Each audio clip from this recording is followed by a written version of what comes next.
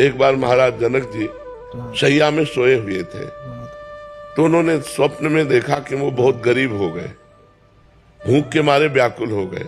किसी तरह उन्होंने कुछ दाल चावल मांगे और उसे मिट्टी की हाड़ी में पका रहे थे। वो पकने वाली ही थी कि दो सांड लड़ते हुए आए और वो सब खिचड़ी नष्ट हो गई। और वो ऐसे व्याकुल हुए, पूछो जो ही व्याकुलता हो, इसमें आंख खुली तो देखा राजा का वैभव। उनका ये सत्य कि वो सत्य। सभा में आए बड़े बड़े विद्वान बैठते थे, उनसे पूछा ये सत्य कि वो सत्य। अब ये और वो का तात्पर्य कोई जाने तो उसका निर्णय करे।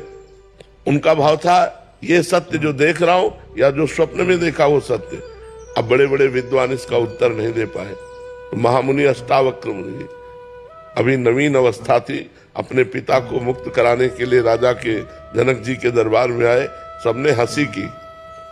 तो पहले ही उन्होंने कहा कि हमने तो सुना था जनक का दरबार ज्ञानियों का दरबार है, यहाँ तो हमको सब चमड़े की पहचान और मांस की पहचान करने वाले दिखाई दे रहे हैं। तो उन्होंने कहा कि ऐसा आप कैसे कह सकते हैं? विद्वानों ने कहा। तो बोले हंसे क्यों आप लोग? तो बोले आप 8 जगह से टेढ़े। तो बोले हाँ, हमारे स्वरूप को देखा क्या? हमारे शरीर को देखा तो शरीर में क्या है? चाम हड्डी मांस। तो यही चीज देखने वाले आप लोग हो। आप लोग ज्ञानी तो हो नहीं, क्योंकि ज्ञानी स्वरूप देखता है, शरीर नहीं। अब सबके होश उड़ गए कि बालक कोई साधारण नहीं। तो जनक जी से कहा हाँ जनक बोल, तेरा क्या प्रश्न है? तो उनका ये सत्य कि वो सत्य। बोले ना ये सत्य ना वो सत्य।